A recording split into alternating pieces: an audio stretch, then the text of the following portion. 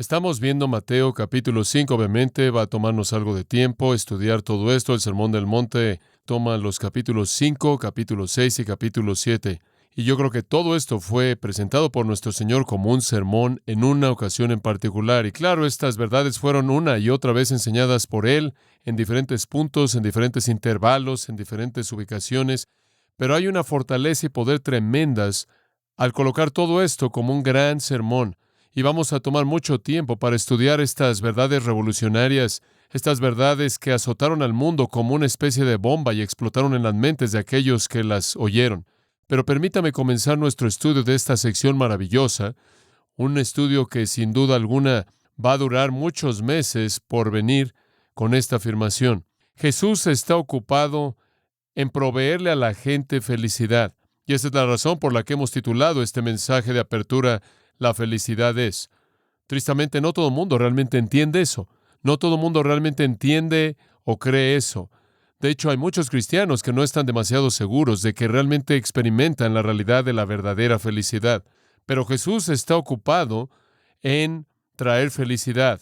La felicidad es su preocupación.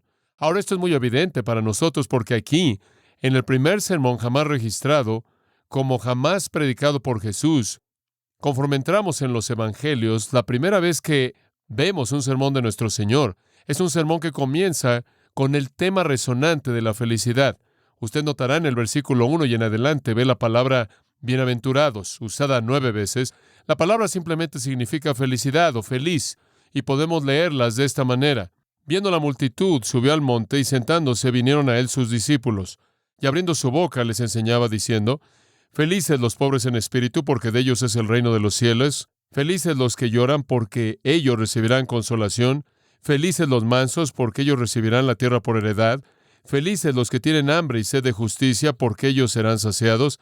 Felices los misericordiosos, porque ellos alcanzarán misericordia. Felices los de limpio corazón, porque ellos verán a Dios. Felices los pacificadores, porque ellos serán llamados hijos de Dios. Felices los que padecen persecución por causa de la justicia, porque de ellos es el reino de los cielos. Felices sois cuando por mi causa os vituperen y os persigan, y digan toda clase de mal contra vosotros, mintiendo.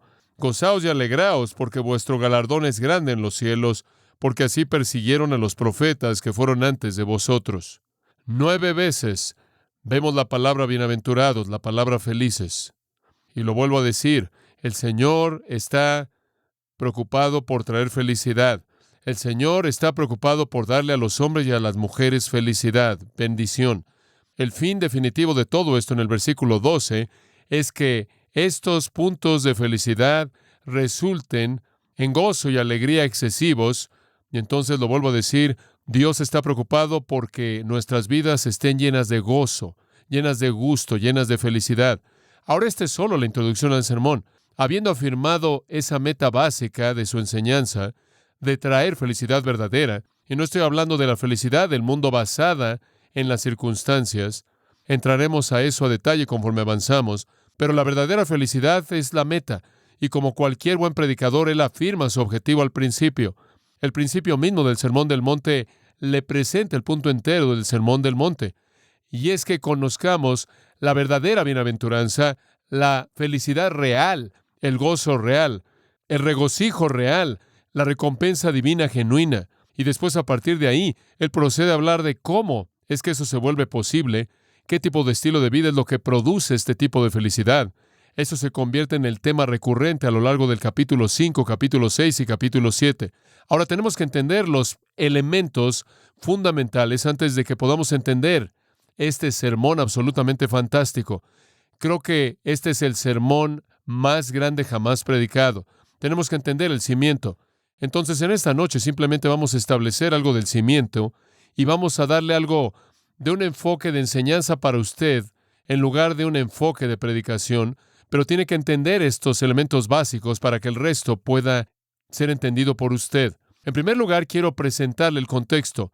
Quiero darle algo del trasfondo, un poco del trasfondo. Quiero, si puedo, presentarle el marco de referencia para que pueda entender la importancia de estas palabras para la gente en ese punto en el tiempo, en este punto bíblico. Todo tiene que encajar, necesitamos entender el contexto un poco. En primer lugar, ya hay varios contextos que debemos ver. En primer lugar, tenemos que entender el contexto bíblico.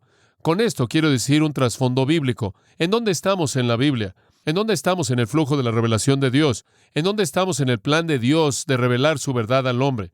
Bueno, este es un punto nuevo. Este es un cambio dramático y esta es una transformación increíble. Simplemente para mostrarle lo que quiero decir, quiero que vaya al último mensaje del Antiguo Testamento. El último mensaje está en Malaquías 4:6. Esta es la manera en la que el Antiguo Testamento termina. Esto es lo que dice Malaquías, el último libro y el último versículo del último capítulo. Y él volverá el corazón de los padres a los hijos, y el corazón de los hijos a sus padres. Ahora escucha esto. No sea que venga y azote la tierra con una maldición. Qué interesante. El Antiguo Testamento termina con una maldición. El Nuevo Testamento comienza con una bendición. Ahora, ese es un cambio dramático. Las últimas palabras del hombre de Dios, una maldición. Esas son las últimas palabras, una maldición. Las primeras palabras del hombre de Dios, el Cristo viviente, bienaventurados. Bienaventurados, bendición y maldición. El Antiguo Testamento, la ley, Sinaí, relámpago, truenos, juicio, maldición. El Nuevo Testamento, Sión, gracia, paz, bendición. Un cambio dramático. La palabra bienaventurados, Macarios, de hecho, ese es un nombre común para la gente que es griega. Quizás se acordará del obispo Macarios de la iglesia griega ortodoxa. Macarios es un adjetivo que básicamente significa feliz. Eso es realmente lo que significa. Pero quiero expander eso un poco más para que pueda entender la importancia de este nuevo mensaje. La palabra básicamente viene de una raíz, macar. Esa raíz significa estar feliz, felicidad real, no en el sentido del mundo de felicidad basada en la circunstancia positiva. Tanto Homero como Hesíodo hablaron de los dioses griegos como estando... Ahora escuche esto, porque este es un punto muy importante. Hablaron de que los dioses griegos eran bienaventurados en sí mismos y dijeron que era un estado no afectado por el mundo de los hombres, que estaban sujetos a la pobreza, debilidad y muerte. En otras palabras, el concepto antiguo griego de Macar y Macarios es la idea de un tipo de felicidad y un tipo de bienaventuranza, y un tipo de satisfacción, y un tipo de bendición que no es afectada por las circunstancias. Eso es realmente lo que estaban diciendo. La palabra entonces tiene la idea de una bendición interna, de una felicidad interna, que ni es el resultado de la circunstancia, ni está sujeta al cambio en base a las circunstancias. Este es el significado básico del Nuevo Testamento de bienaventurado. Significa una paz interna, una bendición interna, una felicidad interna, un gozo interno que no es producido por las circunstancias ni es afectado por las circunstancias. Es un estado de felicidad, un estado de bienestar en el cual Dios desea que sus hijos vivan. Ahora, permítame profundizar un poco más. Es una palabra que indica virtud. Es una palabra que habla de virtud. Toca al hombre en su base misma de existencia. Es una palabra que habla de virtud. Y la razón por la que digo eso es porque es usada para describir a Dios. Por ejemplo, encontramos muchas veces en la Biblia la afirmación, bendito sea Dios. Por ejemplo, el Salmo 68:35 dice eso. Bendito, bienaventurado sea Dios. Salmo 72:18 dice, bendito sea Jehová Dios. Salmo 119:12 dice, bendito eres tú, oh Jehová. 1 Timoteo capítulo 1, versículo 11 dice, el Dios bendito. En otras palabras, ahora escucha esto, lo que este estado sea, es verdadero de Dios. ¿Entiende lo que estoy diciendo?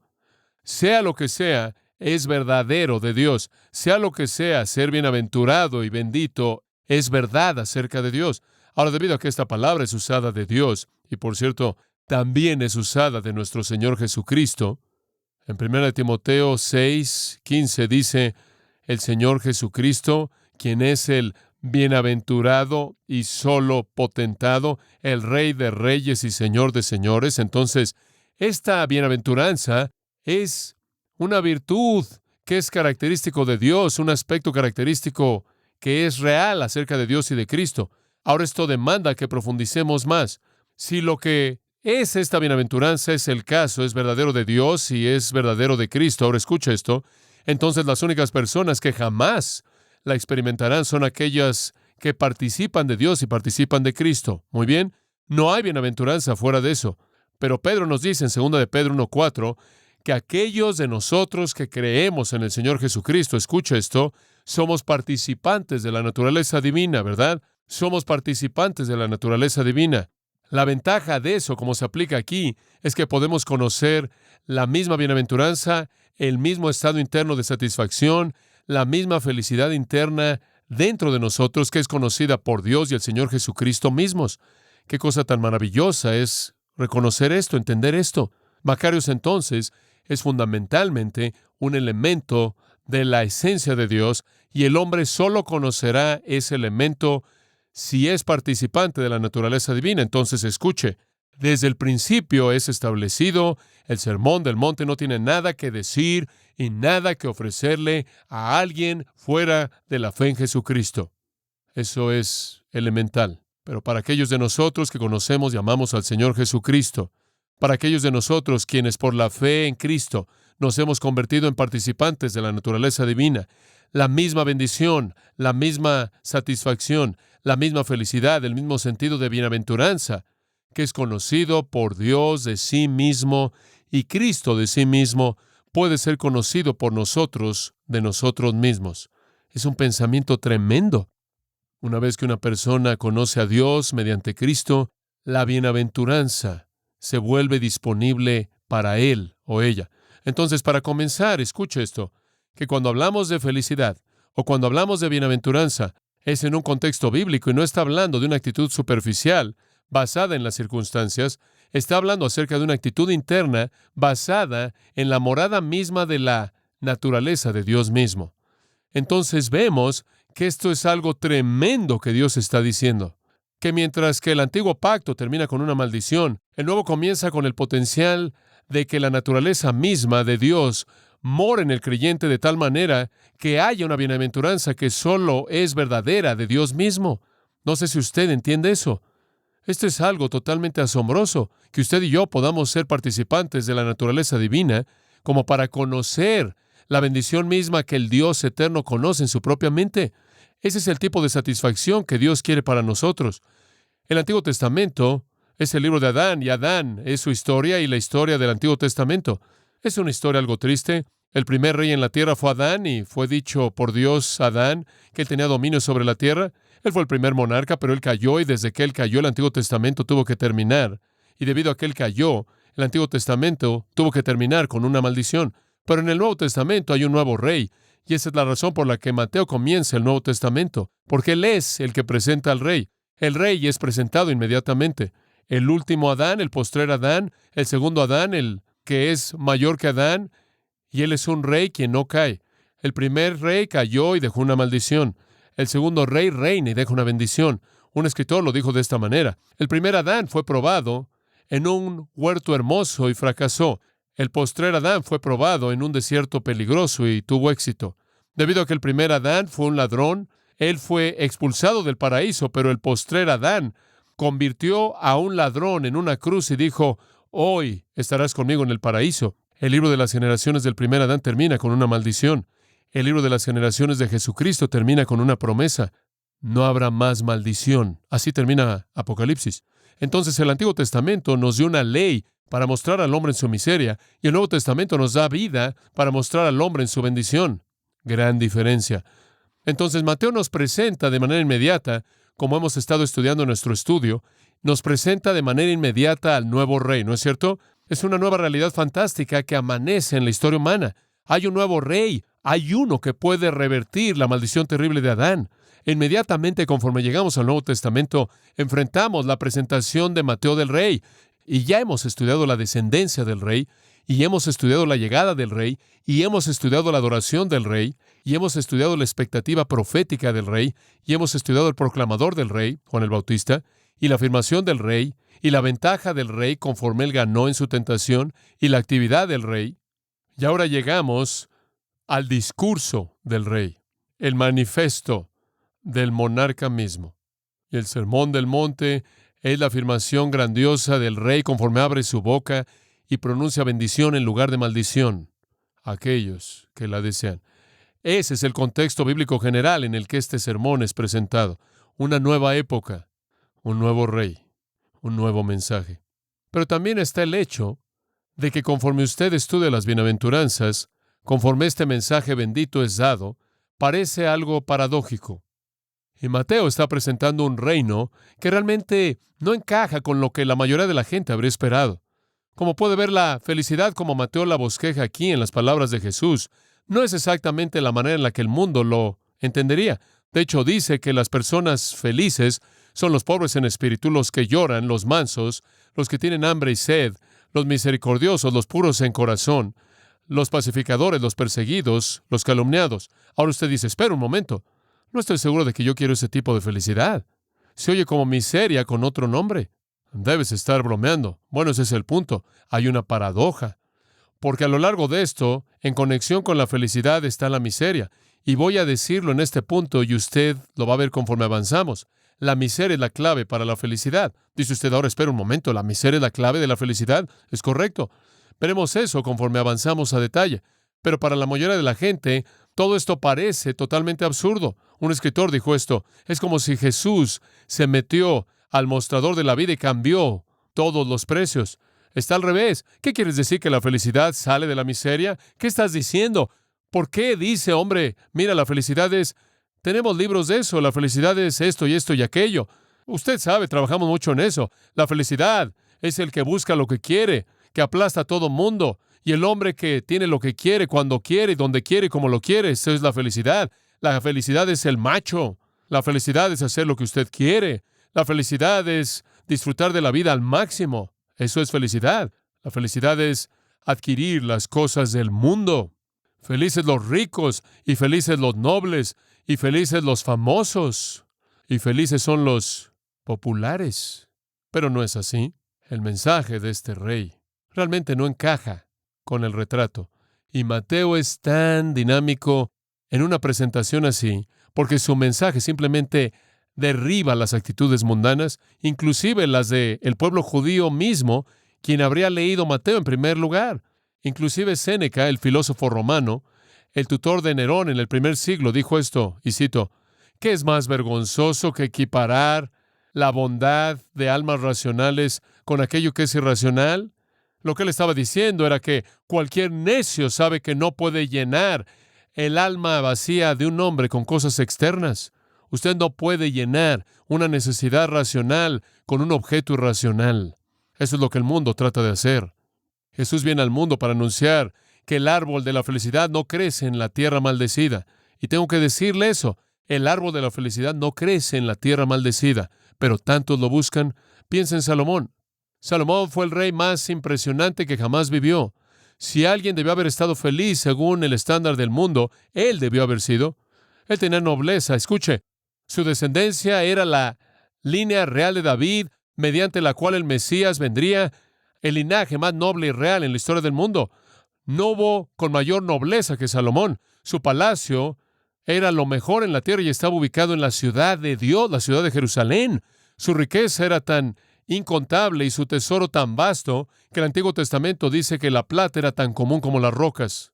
Su placer era comida fabulosa, establos increíbles. Estuve en el establo de Salomón en Megiddo, increíble. Literalmente miles de los mejores caballos que podían ser hallados en el mundo. Él tuvo los edificios y los siervos y los viñedos y los lagos y los jardines, mujeres por cientos. ¿Su inteligencia? Bueno, él fue el hombre más inteligente que jamás vivió. Él lo tenía todo. En la evaluación del mundo, él lo tenía todo. Él debió haber sido un hombre infinitamente feliz. Y lo único que tuvo que decir acerca de eso fue esto: vanidad de vanidades. Todo es vanidad. La palabra significa vaciedad. Y el Nuevo Testamento lo expresa de esta manera. Porque la vida del hombre no consiste en la abundancia de las cosas que posee. Escuche, si usted está buscando felicidad en los bienes del mundo, está en el lugar equivocado. El árbol de la felicidad no crece en la tierra maldecida, no está ahí. Las cosas físicas no tocan el alma. ¿Escuchó eso? Es un punto simple, pero quiero que lo piense. Las cosas físicas no tocan el alma. Usted no puede satisfacer una necesidad espiritual con una sustancia física. No puede ser hecho, pero la gente trata de hacerlo. ¿Sabe una cosa? Digo, si realmente es miserable en su matrimonio, vaya y compre un auto. O si acaba de tener una discusión terrible con su esposa, vaya a comprar un traje nuevo. Se va a sentir mejor. Usted no puede llenar una necesidad espiritual con una sustancia física. Eso es necio. Tampoco puede hacer lo opuesto. Cuando usted tiene hambre, no quiere escuchar acerca de la gracia.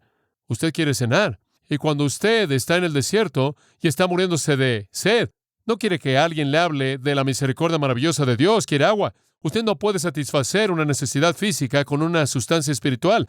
Es tan ridículo pensar que puede satisfacer una necesidad espiritual con una sustancia física. No puede ser hecho. Las cosas que no pueden calmar el corazón en una tormenta no pueden proveer ningún tipo de bienaventuranza. Usted no puede derramar aceite en un espíritu herido. Pienso en Saúl cuando estaba afligido. Todas las joyas en su corona no podían hacer nada por confortarlo. Pienso en el rey Belsasar en el libro de Daniel. Él estaba bebiendo y viviendo y estaban allí en una fiesta como pocas en la historia de cualquier nación. Y de pronto, mientras que estuvo ahí en Daniel 5:3, dice que estaba bebiendo vino en los utensilios de oro del templo y la copa de todo el mundo era de oro y estaban disfrutando. Y después una figura de la mano de un hombre apareció en la pared y escribió Mene, Mene, Tekel, Upharsin. Pesado has sido en las balanzas y has quedado corto. Y de pronto la Biblia dice que su semblante cambió. ¿Y sabe lo que pasó? El vino se agrió y el alimento fue como roca en su estómago. Uno de los grandes santos puritanos, quien ha escrito cosas maravillosas que realmente tocan el corazón de cualquier persona, quien estudia la Biblia, es un hombre llamado Thomas Watson. Y Thomas Watson escribió esto: las cosas del mundo no van a mantener en calma al afligido de espíritu, así como un pedazo de papel va a detener una bala. Los deleites mundanos tienen alas, dice él, pueden ser comparados como aves que están en el jardín que se quedan por un tiempo, pero cuando se acerca usted a ellos, vuelan. Así las riquezas se harán alas y volarán como un águila. Proverbios 23:5 dice, son como el meteoro que pasa rápidamente, pero pasa y se aniquila a sí mismo. Son como un castillo de nieve que está ahí bajo los rayos intensos del sol. Las cosas externas ayudan más a afligir el alma que a bendecirla. Eclesiastés 5:3 dice, las riquezas son guardadas para el mal de sus dueños. ¿Escuchó eso? Las riquezas son guardadas para el mal de sus dueños. No hay satisfacción en lo que el mundo ofrece. Y cuando Jesús vino al mundo, escúcheme, Él no estaba ofreciendo las cosas del mundo. Y hay algunas personas que se presentan en la actualidad como cristianos que están ofreciendo las cosas del mundo. Están ofreciendo prosperidad financiera, dinero, éxito. Jesús nunca ofreció eso. Eso nunca está en el Sermón del Monte. Lo opuesto está aquí. De hecho, las cosas del mundo se vuelven combustible para el orgullo, se vuelven combustible para la lujuria, se convierten en un lazo, y Jesús mismo dijo que las cosas del mundo, las preocupaciones del mundo, las riquezas del mundo, van a levantarse y van a ahogar la palabra. Son los espinos y le van a hacer a su alma lo que los espinos le hacen a su vestido o playera. Escuche, lo que Dios está diciendo en este sermón maravilloso, incomparable, en estas bienaventuranzas es simplemente esto. Nunca encontrará usted felicidad en este mundo. Nunca. Más vale que lo aprenda. Es como buscar a los vivos entre los muertos. Y el ángel dijo, no está aquí, Él ha resucitado. Y quiero simplemente tomar ese concepto y decir que si usted está buscando la realidad viva de la bienaventuranza real en la tierra, está usted buscando al vivo entre los muertos y no está ahí. Tiene que ascender a otro nivel. Pablo lo dijo de esta manera. Si pues habéis resucitado con Cristo, buscad las cosas que están, ¿qué? Arriba. Poned la mira en las cosas de arriba, no en las de la tierra. Juan lo dijo así. No améis al mundo ni las, ¿qué? Las cosas que están en el mundo. No hay satisfacción ahí. La felicidad no está ahí. La bienaventuranza no está en la tierra maldecida, está en otro nivel. Y el sermón del monte lo va a llevar a ese nivel. ¿Está listo? Lo va a sacar del mundo. Va a ir en contra de todo lo que oye por parte del vendedor. Va a ir en contra de todo lo que ve en los espectaculares, todo lo que lee en las revistas. Le va a dar un estándar totalmente diferente de la vida, totalmente opuesto a lo que el mundo le dice. Entonces, realmente va a tener dificultades en vivir si usted no lo aprende bien, porque va a ser bombardeado por toda persona que viene del sistema del mundo. Ahora, permítame llevarlo a otro pensamiento del contexto. Hay un contexto político aquí que también es simplemente fantástico. Los judíos estaban esperando un Mesías. Nada más que su definición de un Mesías era un gobernante político, ¿verdad? Estaban esperando que alguien viniera, usted sabe, que entrara en Jerusalén en un caballo blanco y aplastara a los romanos y todos cayeran muertos, y él guiara una revolución grande, infinitamente más allá de lo que jamás habían oído, inclusive más allá de la de Judas Macabeos y sus hijos, como cuando habían derrocado a Grecia temporalmente. Hombre, esperaban realmente un remolino de acontecimientos cuando el Mesías llegara. Estaban esperando cosas políticas, trataron de hacer de Jesús a un rey ahí en Galilea cuando él comenzó su ministerio por primera vez, Juan nos dice, porque vieron un estado de beneficencia social. Él alimentó a las 20,000 personas y se aparecieron en la mañana siguiente para recibir un desayuno gratuito. Pensaban que era lo más maravilloso que jamás habían visto. Este hombre iba a alimentarlos. Iba a haber un bienestar constante. Nunca tendrían que volver a trabajar. Él simplemente hace alimento. Estaban viendo lo político en esto. Estaban viendo cómo esto podía satisfacer su humanidad. Y el Señor pasó por en medio y los dejó y no quería ser ese tipo de rey. Escuche, los judíos estaban esperando un reino político, pero Jesús nunca les ofreció uno. Él vio a Pilato ese día cuando estaba en medio de la burla de un juicio. Y Pilato le dijo, ¿eres un rey? Y Jesús le dijo, tú lo has dicho. Y Pilato, de hecho, dijo, bueno, ¿qué tipo de reino eres tú? Él dijo, te voy a decir una cosa. Mi reino no es ¿qué? De este mundo. Mi reino, si fuera de este mundo, pelearían mis soldados, mis discípulos, pero mi reino no es de este mundo. Jesús nunca se enfocó en la política. Él no estaba tan preocupado con cambiar la estructura como lo estaba en el interior. Y esto es lo que dice en su primer sermón. No hay política en el Sermón del Monte en absoluto. No hay una referencia al aspecto social o político del reino aquí, ni una. Los judíos estaban tan preocupados por la política y la vida social. Jesús no hace referencia a eso en absoluto. El énfasis, quiero que entienda esto, el énfasis está en ser. Esa es la palabra que usted debe ver.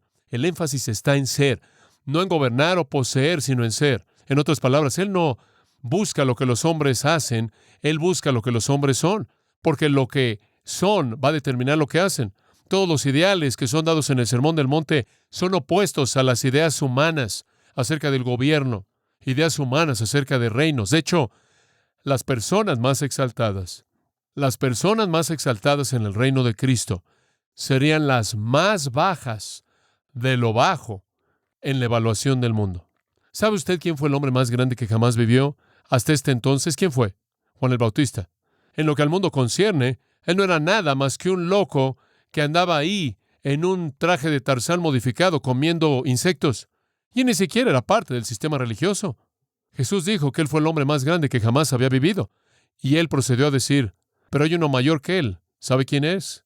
El menor, el más pequeño en mi reino. Los pobres en espíritu, los que lloran, los mansos, los que tienen hambre y sed, que se sienten vacíos en su interior, esos que están llenos de misericordia, los que son puros de corazón, los que hacen la paz, los que son perseguidos, los que son calumniados.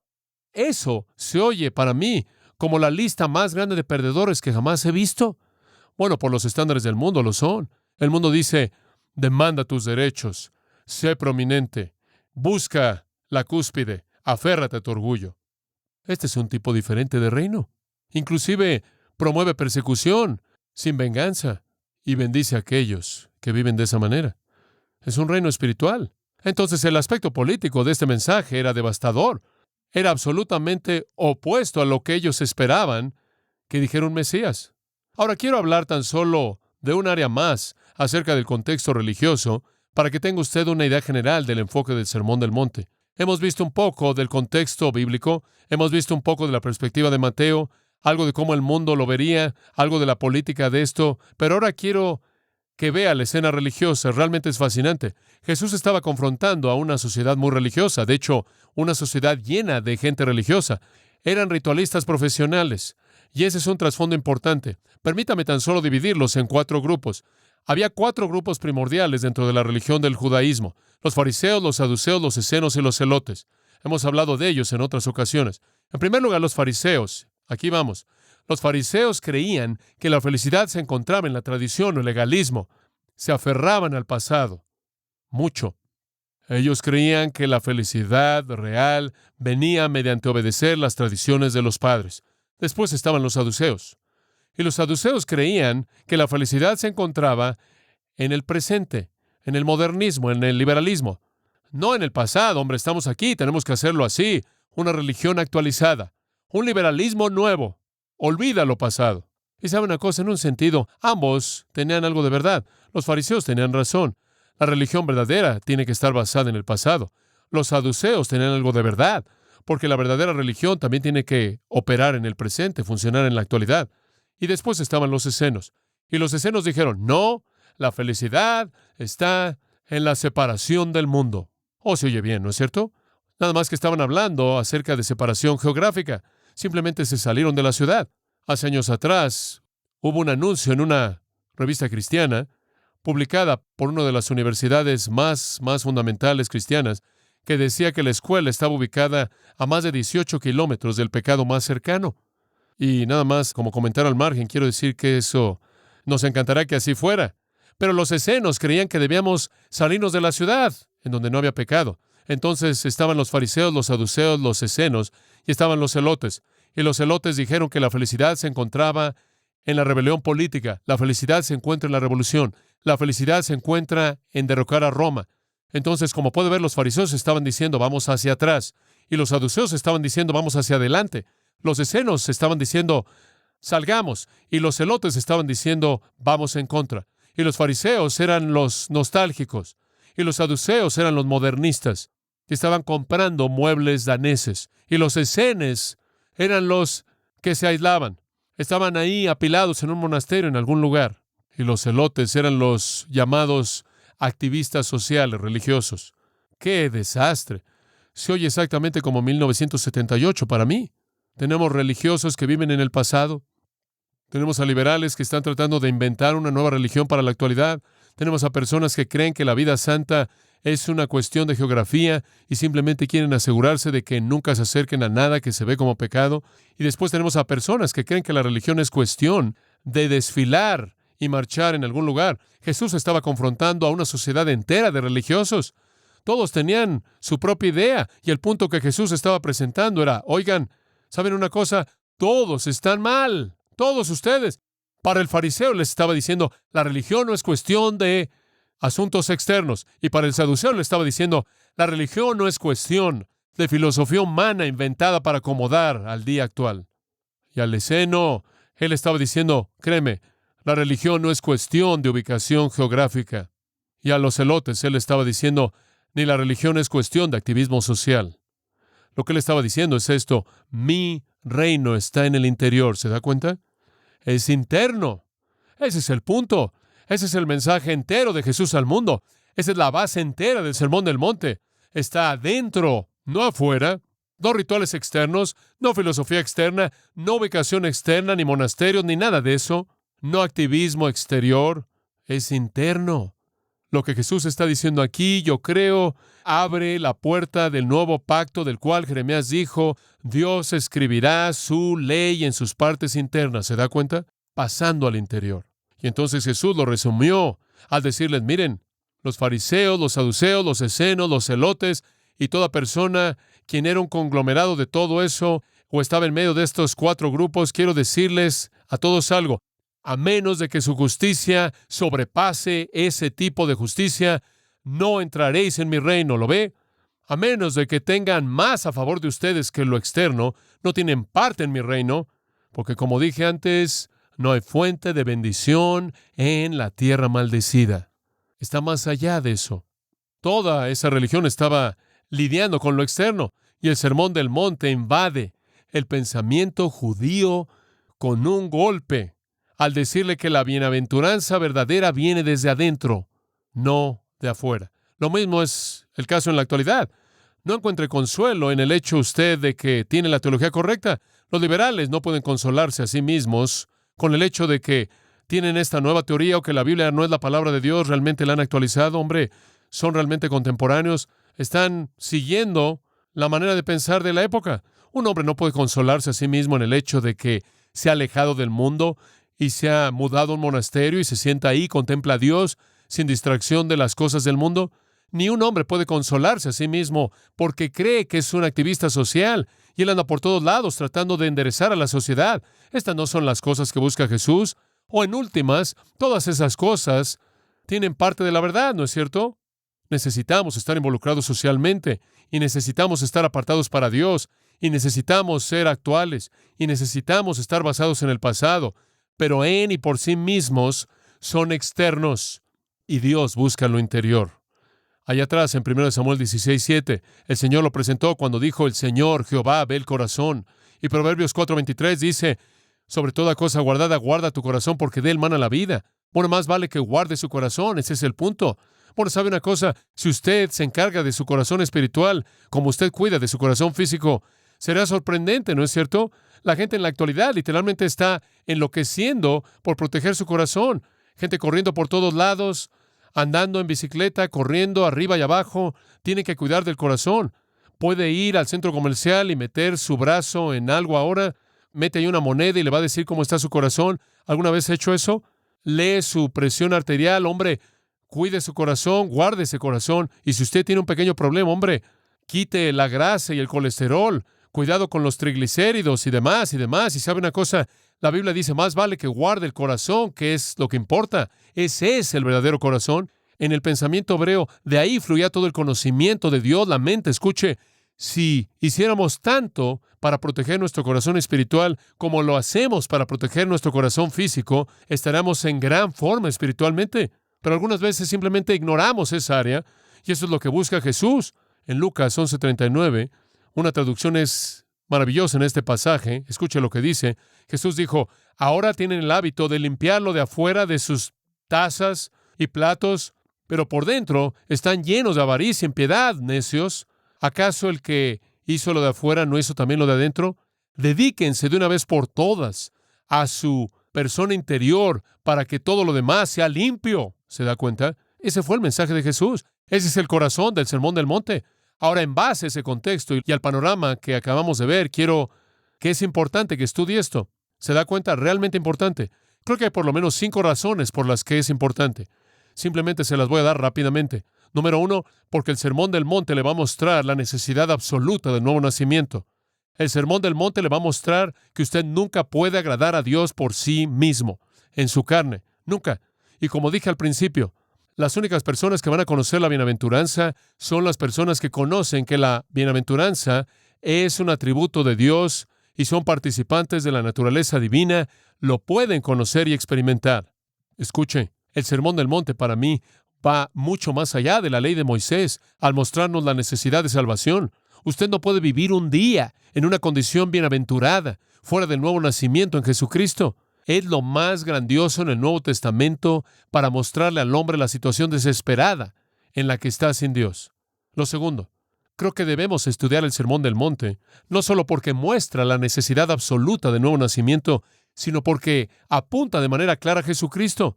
Quizás es la verdad más grande que nos ayuda a entender la mente de nuestro Señor Jesucristo. ¿Quieres saber cómo piensa Él? Estudie su sermón. ¿Quieres saber cómo palpita su corazón? Estudie su sermón. ¿Quieres saber lo que Él realmente piensa acerca de la vida y los estándares para la vida?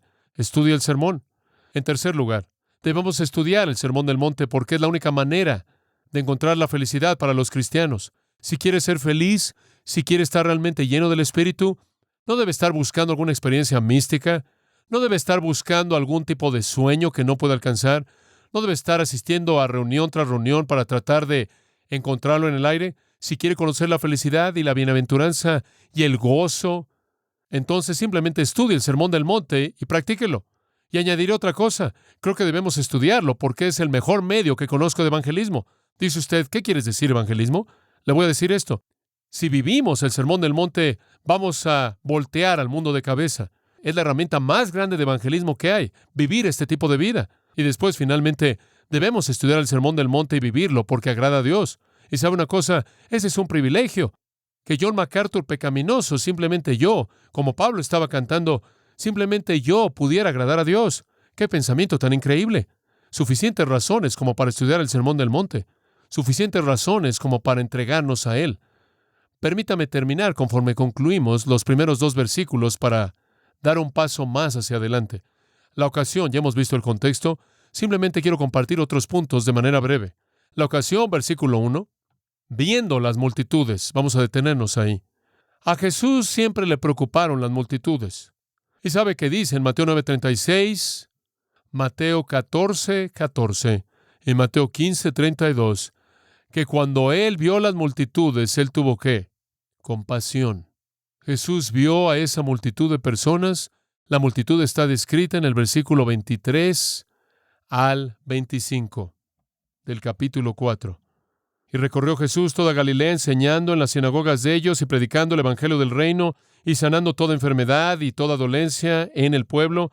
Y se difundía su fama por toda Siria, y le trajeron todos los que tenían dolencias, los afligidos por diversas enfermedades y tormentos, los endemoniados, lunáticos y paralíticos, y los sanó. Y le siguió mucha gente de Galilea, de Decápolis, de Jerusalén, de Judea y del otro lado del Jordán. Aquí está esta multitud de gente que viene del norte, sur, este y oeste siguiéndolo. Y cuando Él los ve, como siempre, su corazón está quebrantado. Y sabe una cosa, cuando los vio teniendo hambre, Él les dio alimento. Y cuando ve el hambre espiritual de sus corazones, lo más profundo que hay en Él es Dios buscando satisfacer lo que necesitan. Había una maravillosa atracción a Jesucristo. Las multitudes simplemente lo rodeaban. Enfermos, poseídos por demonios, fariseos, saduceos, escenos, celotes, ritualistas y rameras, fariseos y publicanos, eruditos y analfabetas, refinados y degradados, hombres ricos y mendigos, de todo. Pero Jesús siempre es el que atrae a los hombres, y hay algo único, atractivo en Jesucristo, que no conoce nada de clase, no conoce nada de dinero, y creo que se resume de manera tan hermosa en las palabras del apóstol Pablo cuando dijo que en Jesucristo no hay varón ni mujer, judío ni gentil, esclavo ni libre, ni griegos ni bárbaros. Entonces hubo un enfoque general hacia Cristo por parte de la multitud. Y viendo la multitud, subió al monte y habló. Y añadiría esto, su mensaje ni siquiera realmente fue para ellos, pero Él quería que lo oyeran. No podían vivirlo, no podían conocer esta bienaventuranza, pero por lo menos podían saber que estaba disponible. Y entonces fueron la audiencia secundaria, pero fueron lo que motivó el mensaje, porque Él quería que lo oyeran y se vieran atraídos a Él. Entonces vemos el contexto y la ocasión, y después una palabra acerca del predicador. ¿Quién es el predicador? Subió al monte, y sentándose vinieron a Él sus discípulos, y abriendo su boca les enseñaba, diciendo, el predicador más grande que jamás vivió, Él es el predicador, de quien dijeron que nunca antes jamás hombre ha hablado como Él, o de quien dijeron, hablaba como uno que tenía autoridad y no como los escribas y fariseos. ¿Sabe lo que quisieron decir con eso? No citó a ninguna fuente, no citó a ningún rabino antiguo. Él habló como si tuviera autoridad propia, de quien la mujer de Samaria dijo, venid y ved, a un hombre quien me dijo todas las cosas que he hecho. ¡Oh, qué predicador! Este sermón es una de las ilustraciones más grandes de homilética que jamás he visto. Tiene 3 puntos. No puede haber una mejor homilética que esa. Una introducción fantástica, la introducción, y después el primer punto, los ciudadanos del reino, y después el segundo punto, la justicia del reino, y después el tercer punto, la exhortación a entrar al reino, y después en la última parte del capítulo 7, el efecto que tuvo el sermón. Es homilético, fluye de manera hermosa, pasa de una cosa a la otra, las transiciones son magníficas. El predicador maestro tuvo estructura, tuvo poder, tuvo comisión divina. A uno de los profetas del Antiguo Testamento Dios le había dicho, haré que tu lengua se pegue a tu boca, tú serás el mudo y no lo reprenderás. Ezequiel capítulo 3, pero más tarde Dios regresó a ese mismo profeta en el capítulo 33 y le dijo, ahora la mano de Jehová estaba sobre mí, en la tarde mi boca fue abierta y ya no estaba mudo, y la palabra de Jehová vino a mí. Y sabe una cosa, nuestro Señor Jesucristo, con todo el poder que tenía, con todo el intelecto que solo Dios pudo haber desarrollado, presentó un sermón como ningún otro sermón. Sin embargo, refrenó su boca hasta que la voluntad y tiempos soberanos de Dios la abrieron. Él no solo tenía poder en la estructura, sino una comisión divina. El contexto, la ocasión, el predicador. El momento, observe de nuevo el versículo 1. Fue un monte. Él encontró un púlpito. Y por cierto, es hermoso señalar que el griego añade el monte. El monte. ¿Qué monte? Oh, ningún monte en particular. Como Jerry dijo, simplemente es una colina que está ahí, en la costa norte, ahí del mar de Galilea, que entra al agua, hermosa, verde, alumbrada por el sol. Uno de los escenarios más magníficos que jamás ha visto en su vida, el sentarse ahí, en el monte en donde Jesús dio este tremendo sermón, y simplemente ver las aguas del mar de Galilea, rodeado por los montes gentiles de Galilea a la derecha y las cumbres hermosas a la izquierda, y donde comienza el río Jordán ascendiendo ahí por el valle del Jordán, hasta que finalmente llega al Mar Muerto, a la derecha y ahí por los montes al oeste del valle de Sarón, y después al Mediterráneo. Y después en ese pequeño monte se sentó Jesús y habló. Y no era nada más que un monte, pero el griego dice el monte. Y no es el monte debido a lo que el monte es, sino por lo que el monte se volvió. No era el monte hasta que él dio este sermón y después fue el monte. Fue el monte cuando Mateo lo escribió. Y era el monte porque ahí es donde Jesús enseñó. Él lo hizo el monte. Él tenía una manera de santificar la insignificancia misma del lugar y lo apartó como el monte. Y a lo largo de todos los cientos de años desde ese entonces, los cristianos siempre han recordado dónde estaba ese monte. Es simplemente un pequeño monte, pero es el monte. ¿Por qué? Él lo hizo el monte. ¿Y el estilo? ¿Qué hay del estilo? No solo el contexto, la ocasión, el predicador, el momento, sino el estilo. Él se sentó y sentándose abrió su boca y les enseñaba diciendo. Él se sentó porque, como puede ver, esa era la manera tradicional en la que un rabino enseñaba. Y cuando un rabino simplemente estaba hablando y se ponía de pie y estaba caminando, era no oficial. Pero cuando él se sentaba, hombre, eso era oficial. Inclusive tenemos eso en la actualidad. Cuando un profesor recibe una tarea en una universidad, decimos que ha recibido la silla o la posición. Y a partir de esa posición él enseña. La Iglesia Católica nos dice que el Papa habla ex cátedra. ¿Sabe lo que eso quiere decir? Desde su asiento, desde su silla. Cuando un hombre se sentaba a enseñar, tenía autoridad. Eso era oficial. Y lo que Jesús estaba diciendo no era algo al azar. Fue el manifiesto oficial del rey. El manifiesto del rey. Abrió su boca. Es un coloquialismo en el griego.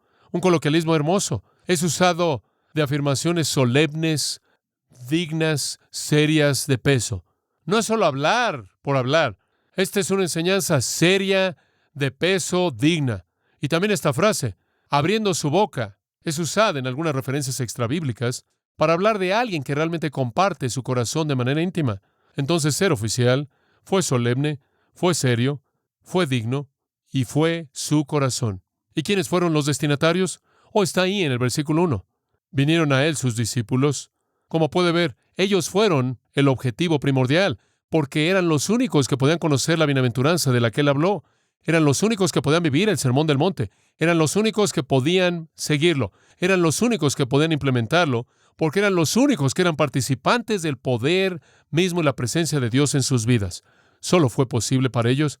Y por cierto, amados, permítanme añadir esto. Solo es posible para usted conforme usted conoce a Jesucristo. Solo es posible si usted es participante de la naturaleza divina. El arzobispo Magee, ya en sus últimos años en Inglaterra, una vez dijo que era imposible conducir los asuntos de la nación inglesa en base al Sermón del Monte, porque la nación no era leal al rey. Y tenía razón. Usted no puede vivir el Sermón del Monte a menos de que usted conozca al rey. Y muchas personas han tratado de tomar el Sermón del Monte y convertirlo en un evangelio social. Han tratado de hacerlo un evangelio social, pero eso no funciona. Por cierto, ese esfuerzo ya no pasa mucho, debido a que las dos guerras mundiales, en cierta manera, nos quitaron esa idea.